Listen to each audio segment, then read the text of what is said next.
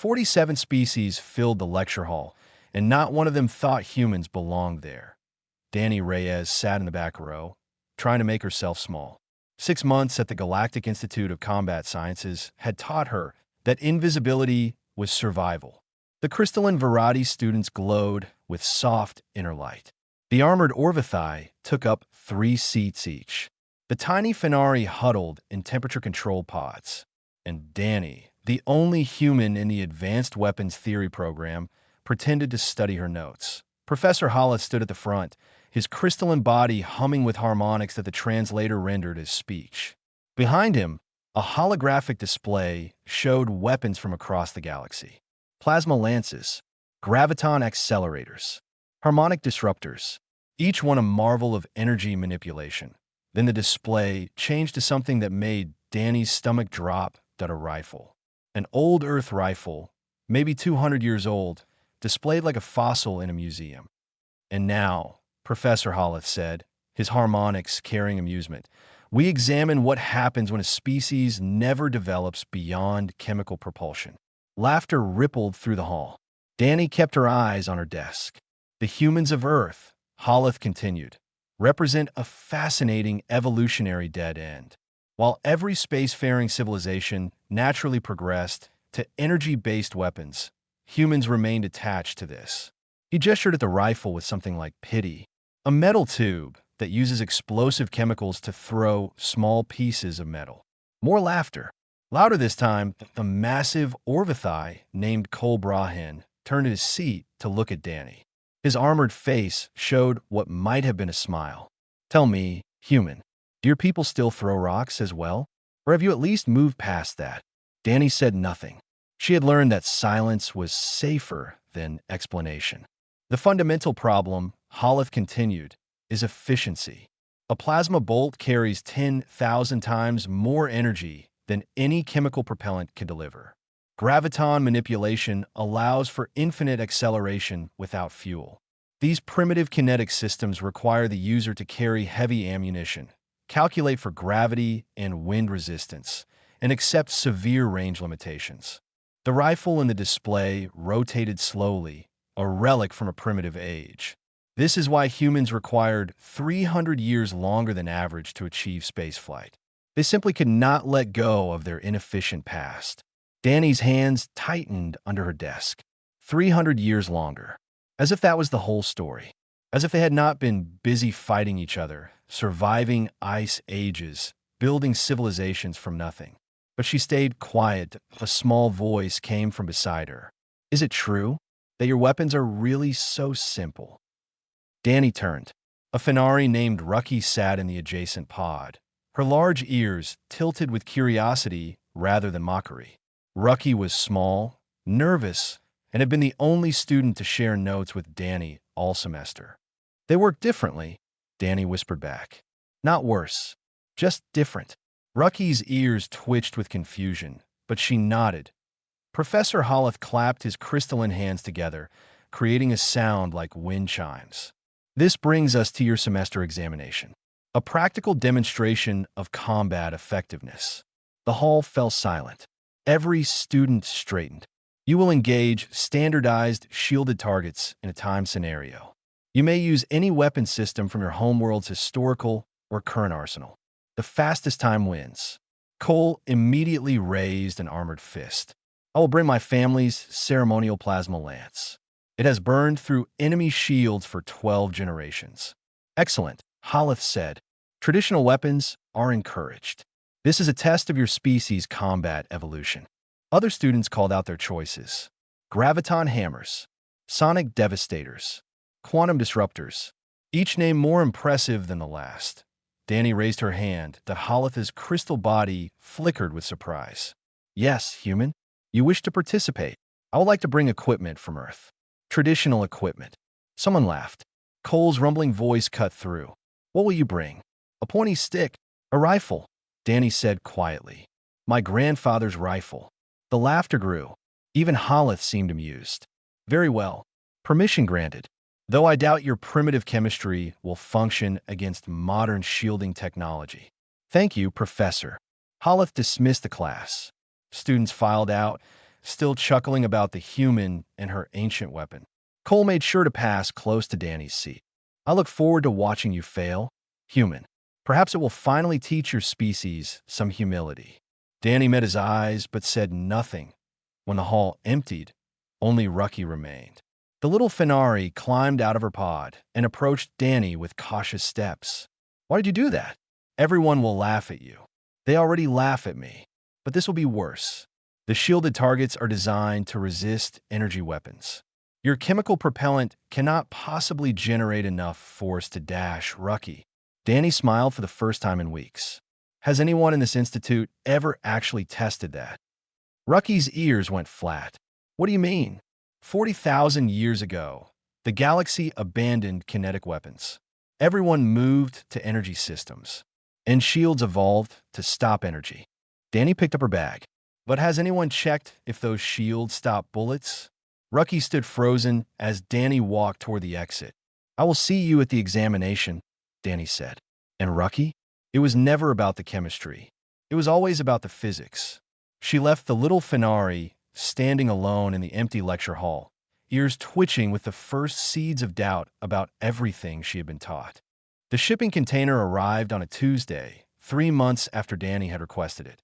She stood in the freight bay of Verdansk Ring Station, watching a gelatinous Pelori named Jim maneuver the sealed crate through custom scanning. The container was small, barely a meter long, marked with faded Spanish words and a custom seal from Buenos Aires. Heavy for its size, Jim bubbled, his translucent body rippling with curiosity. Metal and wood. Very primitive materials. What is inside? Family heirloom, Danny said. Jim made a sound like boiling water, which the translator interpreted as a shrug. Scans show no energy signatures, no explosives, no toxic compounds. You are clear. Danny carried the container back to her quarters alone. It was heavier than she remembered. Her room was small, a standard student pod with a sleeping platform and a desk. No windows, no decorations. She had not bothered to make it feel like home because it was not home. Home was 12,000 light years away, on a ranch in Patagonia where the wind never stopped blowing. She sat on the floor and opened the container. The rifle lay inside, wrapped in oiled cloth, exactly as her grandfather had kept it. Danny lifted it carefully, feeling the weight settle into her hands. Walnut stock, worn smooth by 3 generations of use. Blued steel barrel, still perfect despite its age. A scope that had been calibrated by her grandfather's own hands. She closed her eyes, and for a moment she was 12 years old again. Breathe, her grandfather Eduardo had said, his weathered hands adjusting her stance. The rifle does not care about your heartbeat, your fear, your doubt. It only cares about physics. You control the physics, you control the shot. Young Danny had struggled to hold the heavy weapon steady. But what if I miss? Then you learn, and you shoot again. That is the human way, little one. We do not give up. We do not move on to easier methods. We master the hard ones. She had fired her first shot that day. Missed by 2 meters. Fired again. Missed by 1. Fired again. HFY sunset. She was hitting targets at 300 meters. Her grandfather had smiled, something he did rarely. The galaxy thinks we are primitive because we use kinetic force. They forget that kinetic force is what shapes planets, what drives stars, what moves the universe itself. Energy is impressive. Mass is fundamental. The memory faded. Danny opened her eyes to find herself still sitting on the floor of her tiny room, holding a rifle that most of the galaxy would call a museum piece that a knock at the door made her jump. Danny? It is Rucky. May I enter? Danny wrapped the rifle quickly and called for the door to open. The little Finari squeezed through, her ears immediately locking onto the long, cloth-wrapped object. Is that it? Your examination weapon. Danny unwrapped it slowly. Rucky approached with the caution of someone approaching a sleeping predator. It is beautiful, Rucky admitted, in a strange way. But Danny, I have been studying. The math does not work. Chemical propellants cannot accelerate a projectile fast enough to damage shielded targets. The energy requirements are simply too low. You're thinking about it wrong. Danny picked up the rifle and demonstrated its action, the smooth mechanical movements of loading and chambering. You keep comparing it to energy weapons. It is not the same thing. Then what is it? A delivery system. Danny held up a single bullet, letting the light catch the copper jacket. This is a piece of metal. It has mass. When I fire, the chemical reaction does not need to destroy the target. It only needs to push this mass very fast. Rucky's nose twitched. How fast? About 900 meters per second. That is nothing. A plasma bolt travels at nearly the speed of light. True, but a plasma bolt is energy. It hits a shield, and the shield absorbs it, redirects it, disperses it. That is what shields do. They manipulate energy. Danny tapped the bullet. This is not energy. This is matter. It has momentum, and momentum cannot be dispersed. It has to go somewhere. Rucky's ears slowly rose as understanding dawned. The shield are not designed to stop physical objects. 40,000 years ago, everyone abandoned kinetics. Shields evolved to handle energy weapons. Nobody thought to go back and check if the old ways still worked against the new defenses. But surely someone must have tested this. Danny shook her head. Why would they? Kinetics were declared obsolete. Primitive. Nobody wastes time studying primitive things. Rucky sat down heavily, her small body trembling. If you are right, then every shield in the galaxy is vulnerable to human weapons. If I am right, the examination, Rucky whispered. You are going to prove this in front of the entire institute. Danny began cleaning the rifle, her movements practiced and calm. My grandfather used to say that humans do not argue. We demonstrate. Words can be dismissed. Results cannot. They will hate you for this. They already hate me. At least this way, they will have a reason. Rucky watched in silence as Danny worked, maintaining a weapon that most of the galaxy had forgotten, preparing to prove a theory that no one believed. I want to watch, Rucky said finally. When you take your examination, I want to be there. Danny looked up, surprised by the determination in her friend's voice. Why? Because if you are right, everything changes. And I want to see the moment it happens. Danny smiled and returned to her work. Somewhere across the galaxy, her grandfather's spirit was watching too. Someone was watching her. Danny felt it during breakfast, during her walks between classes, during her evening runs through the station's recreation corridor. An old presence, patient and curious. Not hostile, but impossible to ignore. She found the source on the third day of being watched. Professor Tanuvi was a Menari, one of the ancient species that had been exploring the stars when humans were still learning to use fire. She looked like a large owl covered in silver feathers, with eyes that held the weight of centuries. She taught theoretical physics at the Institute, though most students avoided her classes. The Menari had a reputation for seeing too much. You are Danny Reyes, Tanuvi said, appearing beside her in the library. The human with the chemical weapon. Danny closed her datapad. Everyone seems to know about that.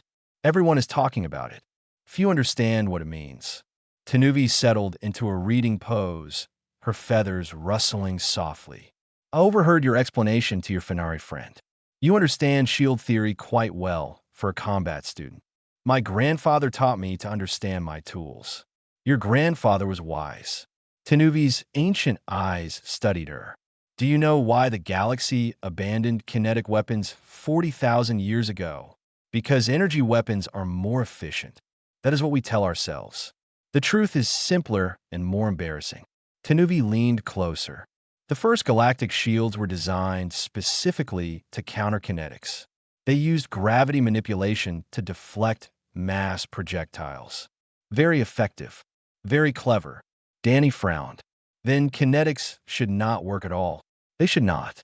Except that shield technology evolved. Energy weapons became dominant. So shields evolved to counter energy. Graviton manipulation was expensive and power-hungry. Why maintain it when no one used kinetics anymore? Understanding hit Danny like a cold wave. They removed the kinetic defenses. Gradually, over millennia. No one noticed because no one was shooting bullets anymore. The institutional memory faded. Now we have 40,000 years of shield development focused entirely on energy dispersion. Tanuvi's feathers puffed slightly. and a human student about to demonstrate that we have been building walls without foundations. Danny's heart beat faster. You believe me? I ran the calculations after hearing your conversation. Your bullet at 900 meters per second will pass through a standard energy shield like water through a net. The shield will not even register it as an attack. Then why has no one else figured this out? Because no one else asked the question. That is the danger of consensus, young human. When everyone agrees that something is primitive and useless, no one bothers to check if they are wrong. The examination preparation hall was crowded the next morning. Students from every species gathered with their chosen weapons, each display more impressive than the last. Cole Brahan stood with his plasma lance, a weapon taller than Danny, crackling with barely contained energy. 3 assistants worked to calibrate it properly. That a Variety student had brought a harmonic disruptor that could shatter diamond at 50 meters. A Tessari used graviton manipulation to crush metal spheres in his hands, showing off for anyone watching. Danny arrived with a single long case and a small box of ammunition. The laughter started immediately. The human brought her antique, Cole announced loudly. Tell me, Primitive, did you also bring kindling to start a fire? Danny set down her case and said nothing. Professor Holleth approached, his crystalline form flickering with barely concealed amusement. Human student, present your examination weapon for inspection. Danny opened the case.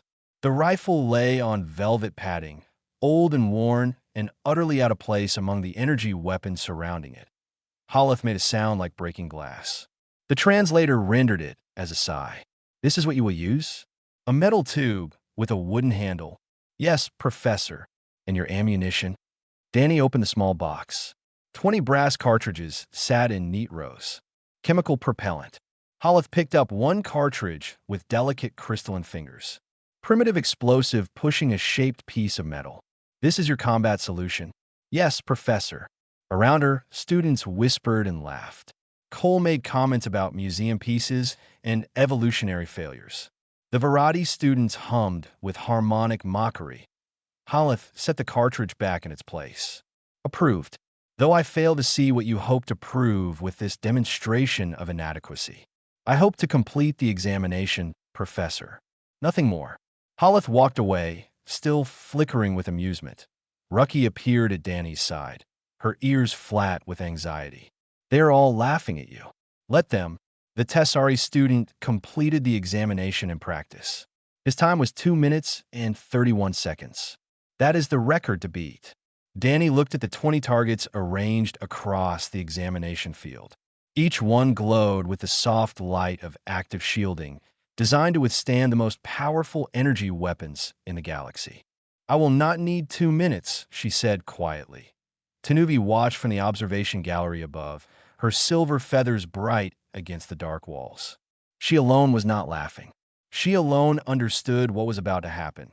The galaxy had been building the wrong walls for 40,000 years, and a human with a simple rifle was about to knock them all down. The examination hall fell silent as Cole Brahan stepped up to the firing line. His plasma lance hummed with deadly energy, its core glowing white-hot. 3 assistants stood nearby, monitoring power levels and calibration systems. The weapon was a masterpiece of Orvithai engineering, passed down through 12 generations of warriors. 20 shielded targets stood across the field, each one surrounded by a soft blue glow. Standard galactic defense shields, rated to absorb plasma fire, graviton bursts, and harmonic disruption. Begin, Professor Holleth announced. Cole raised a lance and fired at a beam of superheated plasma struck the first target. The shield flared bright, absorbing the energy, dispersing it across its surface. The target's core cracked under the sustained assault. 3 seconds later, it fell. Cole moved to the second target, then the third. Each shot required sustained fire, each shield fighting back before finally collapsing. The audience watched with appreciation as the Orvithai warrior worked through the field. Final time, for minutes, 12 seconds. Respectable but not record-breaking. Other students followed. A Variety used harmonic frequencies to shatter targets from within, completing the course in 3 minutes, 8 seconds. A tessari bent gravity itself, crushing targets with invisible force, finishing in the record time of 2 minutes, 31 seconds. Rucky tried her sonic disruptor. The shields absorbed most of the sound waves, requiring multiple sustained blasts to bring each target down. Her final time was 7 minutes, 44 seconds. She returned to the stands with her ears down, ashamed. Danny watched it all from the waiting area, her rifle resting across her knees. Finally, Holeth called her name. The walk to the firing line felt longer than it should have. Danny could feel every eye in the hall watching her. She heard whispers of mockery, soft laughter, predictions of failure. She set her position, checked her ammunition, and shouldered the rifle. "Your weapon is ready," Holeth asked, his voice carrying a tone that suggested he expected something to explode. "Ready. Begin." Danny inhaled. Her heartbeat slowed. The scope brought the first target into sharp focus, the blue shimmer of its shield filling her vision. She exhaled halfway and squeezed the trigger. The crack of the rifle shot echoed through the hall like a thunderclap. The bullet crossed the distance in less than a heartbeat.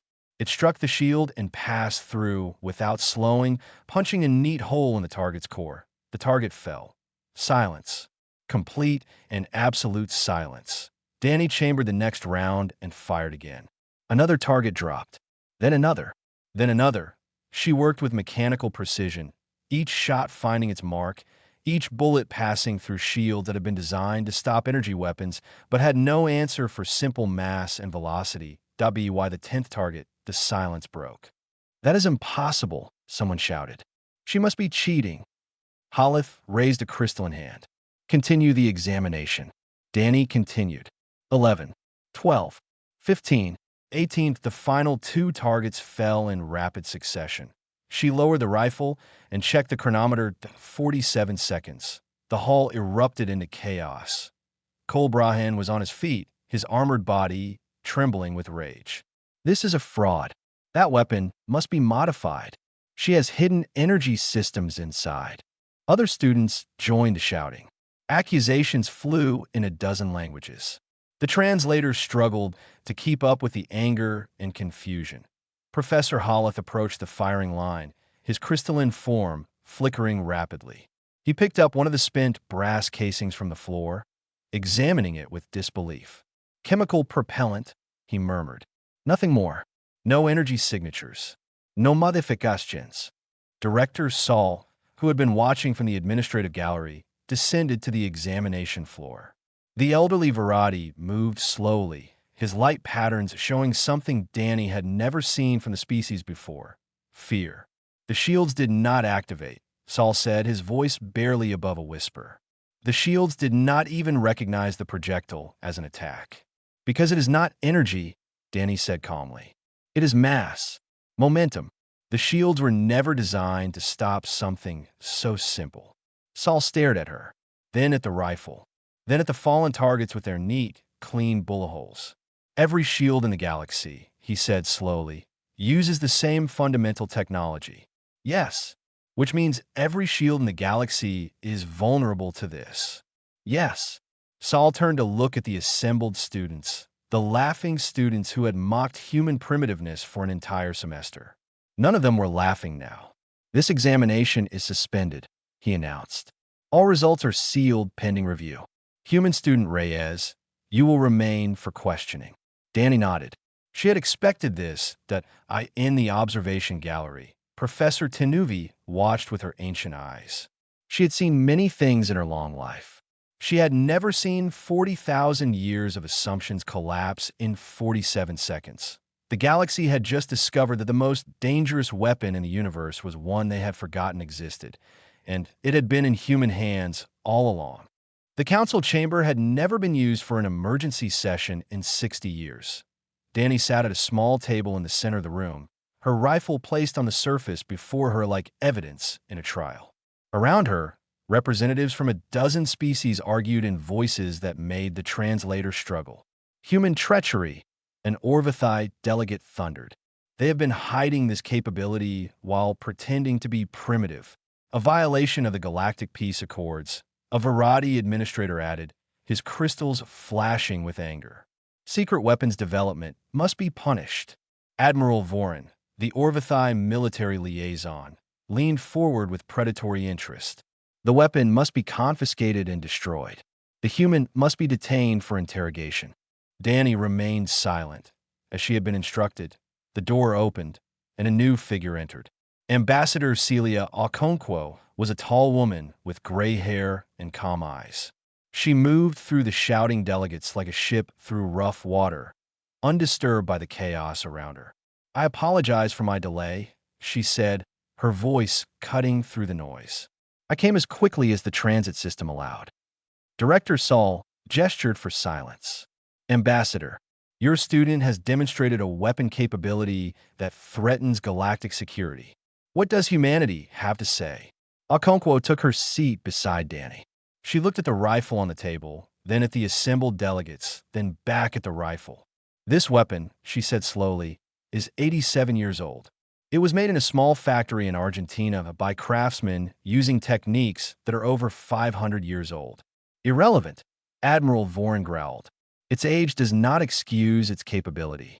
I mention its age because you seem to believe we developed this in secret. We did not. Kinetic weapons have been part of human military doctrine since before we discovered fire. When we joined the galactic community, we assumed everyone knew about them." Silence fell over the chamber. "You assumed we knew?" Saul asked. "Of course. Kinetic physics is fundamental. Every species develops projectile weapons at some point. We thought you had moved past them because they were inefficient, not because you had forgotten they worked." Okonkwo shrugged. "We use both systems. Energy weapons for some situations, kinetics for others. It seemed obvious." The Verati administrator made a sound of disbelief. "You are saying that every human vessel, every station, every colony carries these weapons. Standard armament. Has been for centuries." The implications settled over the room like a heavy blanket. Every human ship in the galaxy was armed with weapons that could bypass galactic shields. Every human soldier carried a rifle that could ignore the defenses other species relied upon completely. Admiral Vorin rose from his seat. "This is an act of war." "Is nothing of the kind." Okonkwo's voice remained calm. "We have never used these weapons against any galactic species. We assumed everyone had similar capabilities. The fact that you abandoned kinetic technology is not our fault, Admiral. It is yours." Professor Tenuvi spoke for the first time. "The ambassador is correct." Every head turned toward the ancient Menari. "I have reviewed the historical records," Tenuvi continued. 40,000 years ago, kinetic defenses were standard. Every species maintained them. But as energy weapons became dominant, kinetic defenses were deemed unnecessary and gradually removed from shield designs. This was not conspiracy. It was collective forgetfulness. She turned her ancient eyes toward Danny. "This human student did not create a new weapon. She reminded us of an old vulnerability. We should be thanking her, not punishing her." Cole Brahan had been watching from the gallery. Suddenly, he pushed through the crowd and moved toward Danny with violence in his eyes. "She made fools of us all. She will pay for this humiliation." Before anyone could react, a small figure stepped between them. Rucky, barely reaching Cole's waist, planted herself in his path. "She won fairly," Rucky said, her voice shaking but firm. "She followed every rule. Your anger is not her fault. It is your own arrogance that humiliated you, not her skill." Cole stopped, shocked that the tiny Fenari would dare challenge him. "Move, small one." "No." The moment stretched. Finally, Admiral Vorin called for Cole to stand down. The large Orvithai retreated, but his eyes promised that this was not over. Director Saul called for a vote. After 3 hours of debate, the council reached its decision. Danny Reyes was cleared of all charges. Her examination results would be sealed pending further review. Human kinetic technology would be studied and, eventually, shared with the galactic community. As the chamber emptied, Danny returned to her quarters.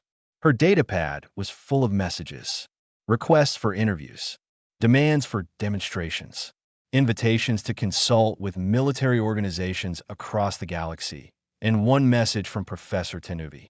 "What you did today will change everything. Well done, young human. Your grandfather would be proud. Danny read the message twice. Then she picked up her rifle and began cleaning it, the familiar motions calming her racing heart. The galaxy had learned something important today. Humans were not primitive. They had simply never thrown anything away. 6 months can change everything. The lecture hall that had once laughed at human primitiveness was now packed with students eager to learn. 47 species filled the seats, data pads ready, translators active. At the front of the room, Professor Holleth stood beside a podium, his crystalline form still and humble. Welcome to Kinetic Theory and Application, Holleth announced. A mandatory course added to our curriculum after recent events forced us to reconsider our assumptions. I will now introduce your primary instructor. Danny Reyes walked to the podium. She looked different now. Not physically, but in the way she carried herself. 6 months ago, she had been an invisible student trying to survive. Now she was something the galaxy had not seen in 40,000 years, a teacher of forgotten knowledge. Good morning, she said. My name is Danny Reyes. I'm going to teach you how to throw rocks. Nervous laughter rippled through the hall. That is not a joke. Every concept you will learn in this course is built on the same principle that allowed your ancient ancestors to hunt, to fight, to survive. Mass plus velocity equals force. It is the oldest equation in the universe, and you have all forgotten it. She gestured, and a holographic display appeared behind her.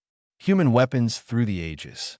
Spears, arrows, bullets, missiles, each one a variation on the same, simple theme. The galaxy moved on to energy weapons because they seemed more advanced, more elegant, more civilized. She paused.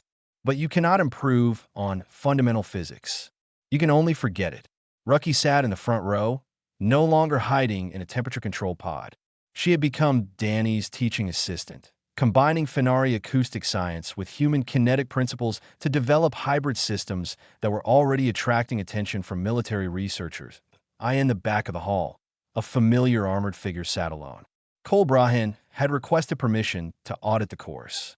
He had not spoken to Danny since the council hearing, but his presence said enough. After class, he approached her desk.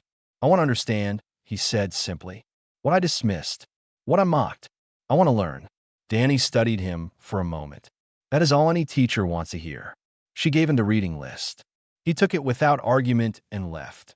Professor Tenuvi was waiting in the corridor. The ancient Minari had been busy these past months, writing a new theoretical framework that was shaking the foundations of galactic weapons science. I have finished my paper, Tenuvi said. I'm calling it the Patagonian Principle, reconsidering technological evolution. Patagonian, named after the place where you learned to shoot, where your grandfather taught you that humans do not give up, do not move on, do not forget. Tenuvi's feathers rustled with something like affection. It seemed appropriate. Danny smiled. He would have liked that. That evening, Danny found herself at the station's firing range. A new addition had been built there, a kinetic training facility designed to human specifications. Mixed species groups of students practiced with modified rifles, learning the ancient art of putting metal through air. The young Virati struggled with the weight of the weapon. His crystalline arms were not designed for this kind of sustained effort. He kept flinching at the sound. Danny approached and gently adjusted his stance. Breathe, she said. The rifle does not care about your species. It only cares about physics. You control the physics, you control the shot. The Virati steadied himself. His inner light pulsed with concentration. He fired. The target fell. A cheer went up from the other students. The Virati looked at the rifle in his hands with new respect, perhaps understanding for the first time that simple did not mean primitive. Danny walked to the observation window and looked out at the stars.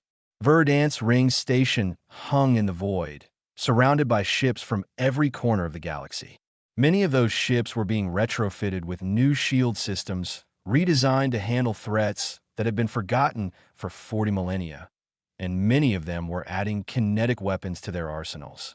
Human designs freely shared, because knowledge grows stronger when it spreads. Somewhere out there, 12,000 light years away, there was a ranch in Patagonia where the wind never stopped blowing. There was a place where a young girl had learned to shoot, had learned to fail and try again, had learned that the old ways were not inferior, just different. Her grandfather had been gone for 5 years now. But she felt him watching. She felt his pride. "You were right, abuelo," she whispered to the stars. "The galaxy thought we were primitive because we kept the old tools. They forgot that the old tools work." Behind her, the firing range echoed with shots and cheers as species from across the galaxy learned to embrace what they had abandoned. Energy and kinetics, new and old. Progress through remembering, not forgetting. Danny turned back to her students with a smile. Everything old was new again. And humans had been waiting 40,000 years to remind everyone.